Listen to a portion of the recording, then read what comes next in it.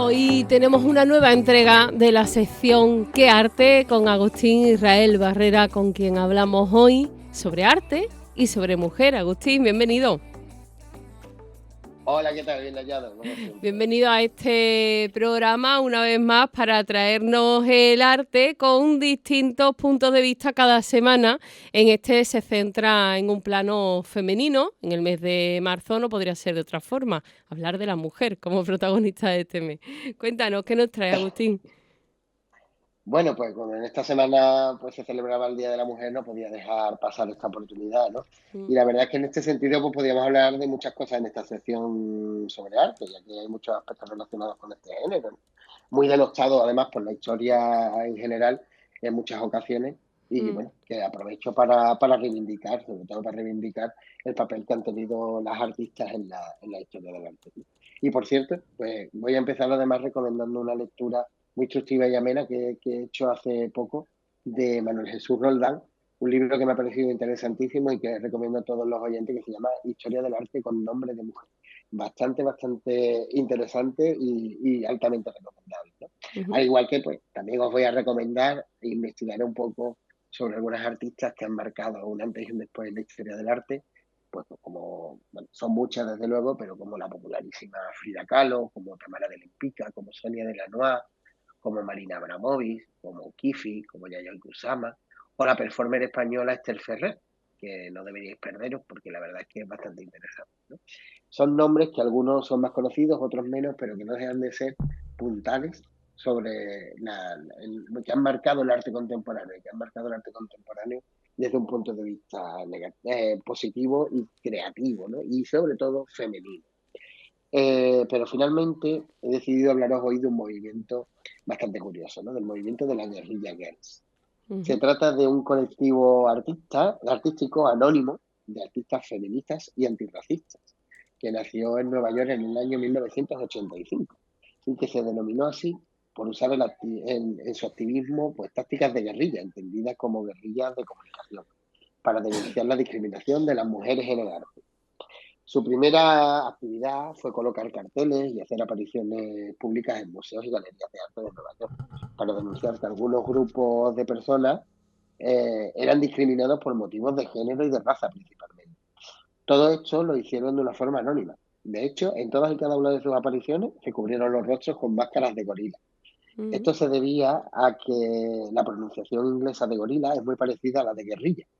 Y además de eso, pues utilizaban el sobrenombre eh, como sobrenombre el nombre de artistas mujeres ya fallecidas, pues como por ejemplo la que acabamos de nombrar, Frida Kahlo, ¿no? Según ellas mismas, era más importante el objetivo de sus actividades que su propia subjetividad, que su propia identidad.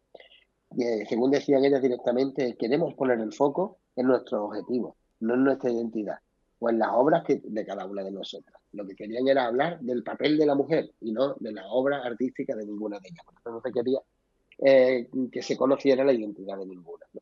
Ujú. Todas las declaraciones del grupo se sitúan dentro del feminismo, pero desde una perspectiva de la reivindicación de lo femenino. De hecho, uno de sus eslóganes más importantes es Reinventing the F-Word, Mm. que word, perdona, palabra, Mm. en el cual hace referencia a la palabra femenino, pero también esa F hace un juego de palabras, puesto que en inglés F-Word Mm. se utiliza para la palabra fuck. Mm. O sea que está también un poco como denostándolo, ¿no? Al principio quisieron expandir los límites de su feminismo, eh, se interesaron por problemas en los que ningún otro movimiento o teórica feminista se había interesado aún, por ejemplo, el anticolonialismo, el racismo, y se convierten además en baluartes de peso en sus planteamientos, ¿no? Por otro lado, en esta reivindicación del femenino, las guerrillas gay se sirvieron también del humor y de la ironía, no solo para luchar contra el estereotipo de la feminista enfadada y severa, sino para atraer al público también hacia su mensaje, para hacer llamativos, y ser llamativos también ante los medios de comunicación. Es precisamente ahí donde sus máscaras de gorila cobran aún más sentido. Mm. Por ejemplo, en el cartel Do Women Have to Be Naked to Get into Met Museum, que significa tienen que estar las mujeres desnudas para estar en el Museo Metropolitano, y utilizaron, pues, precisamente, pues se basaban en este tipo de ironía.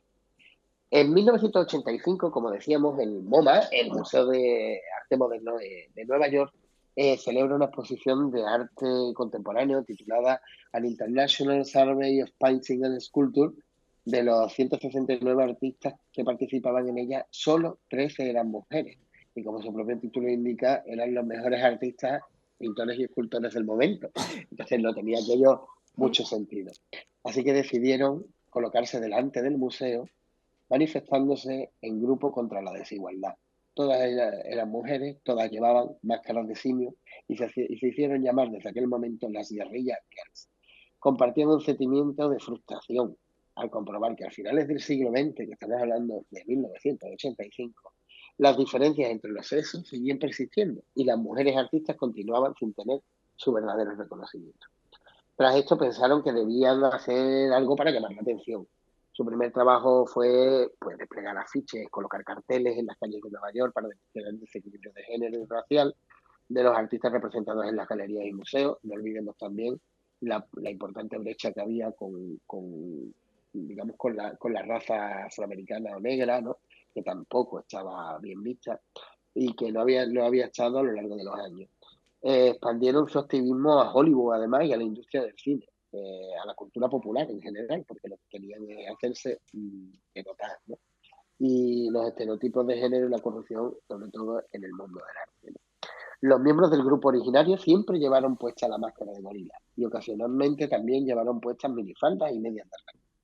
Ellas comentaban que nadie de su entorno, ni familias, ni compañeros, ni maridos, ni esposas, conocían su identidad, a excepción, decían irónicamente, de sus respectivos peluqueros.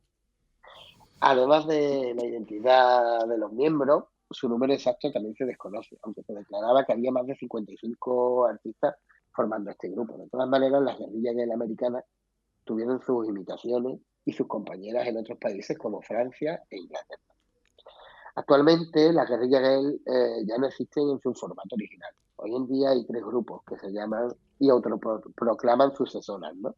Uno de ellos es teatral, que viaja por todos los Estados Unidos denunciando la carencia de papeles en actrices principales, tanto en el cine como en el teatro. Y los otros 2 grupos están a nivel de arte visual, y que también denuncian todavía la marginación de la mujer en el mundo del arte.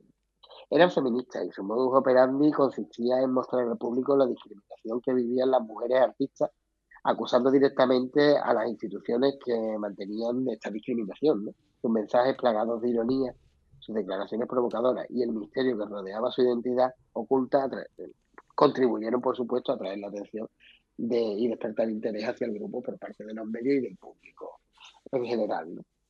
A esta primera manifestación de la que hablábamos en el MoMA, le sucedieron otras acciones de protesta en las que se pudieron poner en evidencia pues, todo lo que estaba ocurriendo en el mercado artístico. Así hicieron responsables a coleccionistas, a críticos, a propietarios de galerías del desequilibrio entre sexos existente en el mundo del arte. Y sus primeras obras gráficas fueron carteles, colocados por todas las calles, sobre todo del barrio del Soho.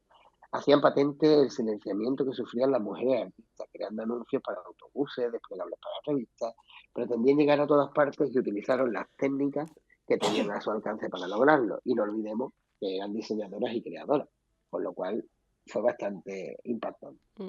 En 1989 colocaron un gran cartel frente al Metropolitan Museum de Nueva York, el famoso Met, que decía: ¿tienen las mujeres que estar desnudas para entrar en el museo? Menos de un 5% de los artistas de las secciones de arte moderno de este museo son mujeres, pero un 85% de los desnudos aquí expuestos son femeninos. Mm. El cartel contenía una reproducción además de la gran odalisca de Ingres, recordemos que es una chica desnuda, puesta como en un diván, a la que colocaron además ellas pues su propia máscara de simio, ¿no? Mm. Y que se hizo popularmente conocida, ¿no? Estaban también denunciando pues como la tradición iconográfica del desnudo femenino se había convertido pues en un baluarte también para digamos el machismo pictórico. La verdad es que no les faltaba razón en todos sus planteamientos y tampoco les faltó razón en cómo hacerlo y consiguieron tener la atención internacional, la verdad. Sus máscaras de gorila las ayudaron a hacerse conocidas por todo el mundo. En uno de los carteles más irónicos enumeran también una serie de ventajas que atribuyen ventaja entre comillas, por supuesto, a la condición de la mujer artista, siempre con su peculiar ironía. Entre ellas decían que uno de los beneficios era trabajar sin la presión del éxito, otro mm, tener la oportunidad de escoger entre su carrera y la maternidad, otro ver tus ideas reflejadas en el trabajo de otros, estar segura de que cualquier tipo de arte que hagas estará catalogado como femenino, otra era ser incluida en versiones revisadas de la historia del arte. Fijaros con qué ironía plantearon bueno, sus pesares, que a día de hoy siguen estando bastante vigentes, lamentablemente, mm, en algunos países, ¿no? Afortunadamente cada vez menos. Sus protestas pues también se centraron en la discriminación racial y se implicaron en otros temas tales como el aborto, la violación, la pobreza o la guerra del Golfo, entre otros, ¿no? La verdad es que se convirtieron en bastante importantes en todo el mundo y colaboraron con otros grupos como el AT-UP, escribieron 2 libros, dieron conferencias en museos y en escuelas de todo el mundo, enviaron miles de cartas de denuncia y crearon incluso premios ficticios donde revelaban los mecanismos subyacentes para los premios reales del mercado del arte, ¿no? Su propuesta fue difundida por todo el mundo y fue altamente imitada por otros grupos que se han hecho llamar también guerrilla girl. Debido a su anonimato, pues también permitía que, como nadie sabe quiénes son las guerrilla girl, pueda haber guerrilla girls por todo el mm, mundo. Lo que en suma pretendía conseguir era que el arte de museos y galerías mostrara por fin una imagen real de la historia y del actual panorama cultural y dejara de ser un inventario de contribuciones masculinas. No reivindicaban que un 50% de los artistas expuestos fueran mujeres y un 50% hombres o de miembros de otra minoría, pero criticaban que la cifra real fuera inferior al 10%, cosa que no tiene sentido a final del siglo XX. Además, entendían el arte como reflejo de la experiencia personal y social, por lo que las obras de mujeres y de artistas pertenecientes a alguna minoría deberían ser por lógica distinta a las de sus colegas masculinos. Opusieron resistencia al lenguaje de la crítica artística, rebatiendo el modelo patriarcal con la figura del genio, ¿no? Que veían plenamente masculina y que tradujeron además de la palabra latina genius, que ellas decían que era testículos, ¿no? Por una traducción. Eh, Motivo que entendían podría explicar que no se utilizara o que se utilizara en escasas ocasiones para descubrir a mujeres. mm. Ya en 1999, el colectivo, que había crecido considerablemente, decidió establecerse como Guerrilla Girls Inc., pero solo un año más tarde empezó a disgregarse. El grupo de performance y el comando online se establecieron por su cuenta, lo que terminó desencadenando un desagradable proceso judicial entre las diferentes partes.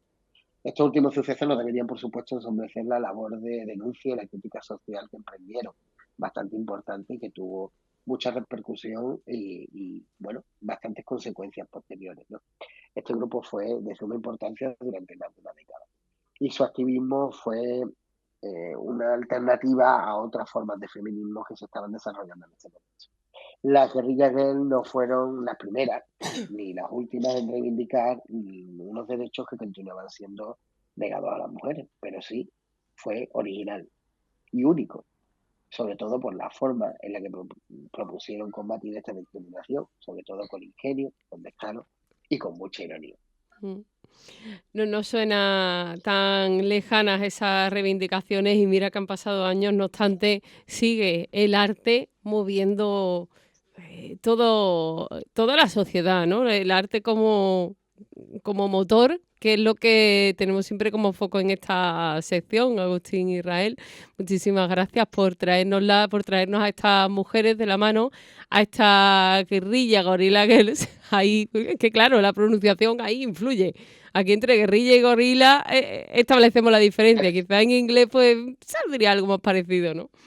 Mm, Efectivamente, simplemente hay que mm, darle voz a este tipo de sí. movimientos. El arte no deja de ser un sistema de expresión, de denuncia y de reivindicación, y ellos lo entendieron muy bien desde ese sentido.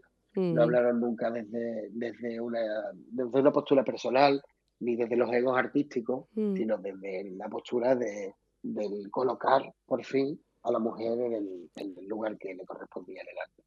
Pues sí, pues esperamos que estas reivindicaciones nos suenen cada vez más exóticas, más de otra época, más de, bueno, nuestra historia fue así, pero ahora no hace falta reivindicarlo, por desgracia, sí que hay que seguir evidenciando el Día de la Mujer y su contribución en todas las esferas de la vida y en concreto en esta, en el arte, con esta chica guerrilla girl que nos ha traído Agustín Israel Barrera. Muchísimas gracias por estar con nosotros, Gracias por a ustedes como acompañarnos. siempre.